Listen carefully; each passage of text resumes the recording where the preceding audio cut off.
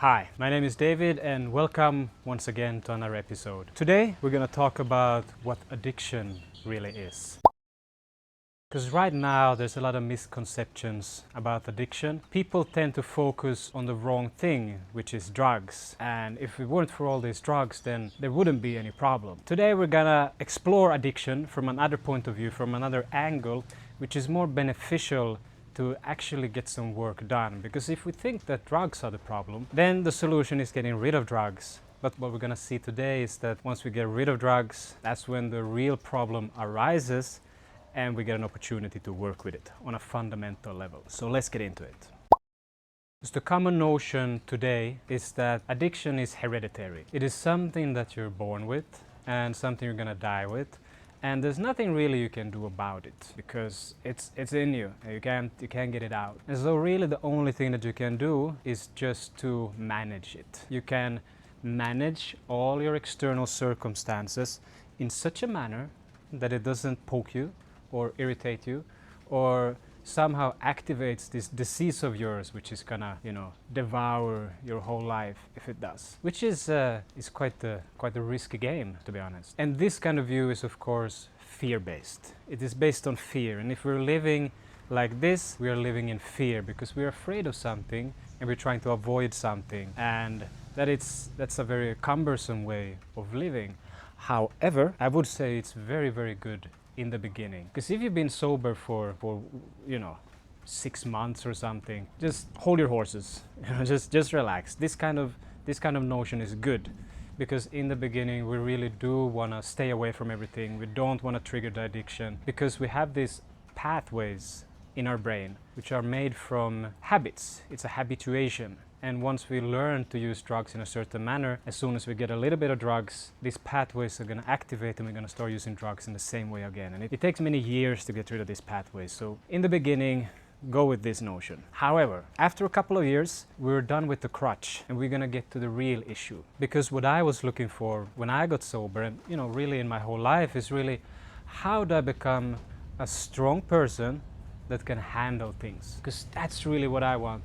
I want to be able to handle things. I want to be able to, whatever storm comes my way, I can take it, I can stand strong, and I can continue my life as it was before without getting disturbed by it. And so really this has been my path of becoming okay with things not being okay. Because really, truly, things are not okay. There's always something. There's always someone that's gonna poke you. There's always something that's gonna go wrong. It's raining right now. It's a little bit cumbersome or annoying for my, I'm trying to make a podcast here. I'm trying to make a video here, and now, the rain comes and disturbs me, and I could be quite annoyed by that, for example. Or I walk and I step in dog shit and I get angry. But like, why do we get angry? Because life happens regardless of us. We really have nothing to do with it. And so everything's gonna happen anyway. And so when you step in dog shit, you're like, well, what do I do then? Well, you just wipe it off and do the next thing. Like everything that presents itself to you is telling you what to do, really. And so the rain is coming, the rain is telling you now it's raining, and now you can listen to the rain. Or you can stand in the rain or whatever. And now there's dog shit on your foot, so, now there's dog shit on your foot. So, enjoy that for a while. Enjoy that experience. Probably doesn't happen too often, hopefully. So that was really what I was looking for. To just become strong and to be able to handle things. Being okay with things not being okay. Which is a path that I, highly recommend for people. And so next, let's take a look at what addiction really is. Because on one hand, you have physical addiction. That's usually like the biggest thing that people talk about. They talk about this physical addiction. Like, I don't want to take these drugs because I've heard it's very physically addictive. But, the physical addiction is not really that big of a problem. Now, don't go around taking drugs because I said that. Be very, very cautious with these things. However, a physical addiction isn't really enough. Because for one, it takes quite a long time to develop it. And if you don't have pain, you're not going to sacrifice your life for a substance, really. Because if there is pain, then we have a problem. Then we have a lot of potential for addiction. Because if there's something that we're trying to get away from, usually it's psychological pain, but it can also be with physiological pain. But mostly here we're talking about psychological pain, which we all experience. And if you're not okay with feeling that, you're gonna try to distract yourself from it. And that is when addiction appears. You find something that gets you away from this pain, and hallelujah, your brain says, we need more of this because this is doing exactly what we need. And so the real problem is really then pain. And we all experience pain. So if we want to work with addiction, we want to work with pain. And it really doesn't matter if you're a 18-year-old who's watching TikTok every day, or looking for validation through bikini pictures, or if you're a heroin addict that's in the gutter, you're still doing the same thing. You're still avoiding pain. You're distracting yourself from pain, or you're drinking 4 coffee cups per day, or you're, just finding new relationships, you're having a lot of sex, you're never alone. All of these things, we're just distracting ourselves. So the issue is the pain. And the problem is not wanting to feel the pain. The problem is not the pain itself, of course, because pain is unavoidable. Life is painful. And so the real problem is we don't want to feel the pain. We want to avoid it. We want to distract ourselves from it, which is very reasonable because, who want to feel pain? Pain is painful. But that's really where the issue is. And to feel pain, the first step is always to stop distracting ourselves. So we stop doing things. Not all the time, of course, but enough so that we get an opportunity to feel this pain. And so if you're using drugs is really a solution. Drugs is something that solves the problem of not wanting to feel pain. However, of course, drugs, as we know, it creates a lot of new problems, and those problems might be even worse than your previous problems, but that's another problem. The real problem is not wanting to feel pain. And so we start with that. We start with stop distracting ourselves, and if we're using drugs, we have to stop using drugs. That's the only way of solving the problem. And that kind of gets us back to the beginning, which was this notion of having to stay away from things and put our external circumstances in such a manner that doesn't trigger us. That is where we want to start. Go to rehab, go to NA, just demonize drugs, do whatever it takes to just stop it. Because as we said, this pathways needs to be cleared, and that takes a long time. So yes, start with that. Now, when you've stopped using drugs, that's usually where people stop. You go to rehab, and I stopped using drugs, and I thought drugs were the problem, so I'm kind of done. And then my whole life just becomes about staying away from drugs, which is not really a way of living. It is a very limiting way of living, and again, we're delusional. We are focusing on the wrong thing. And what happens then, and this is very common, you go to rehab, you stop the drugs, you think you solved the problem because you stop using drugs, and your mom is happy, and your dad is happy, and your friends, everybody's happy because you solve the problem. And what happens then usually is that people start finding new distractions. So you start jumping from another distraction to another, and even though your mother, she might be very, very happy that you're going to the gym all the time and you're downing protein shakes and you're looking yourself in the mirror, or you're jumping from relationship to relationship, new one every month, rather than stealing her piggy bank money and snorting speed in her basement, you're still doing the same thing. It's still distracting yourself from the pain.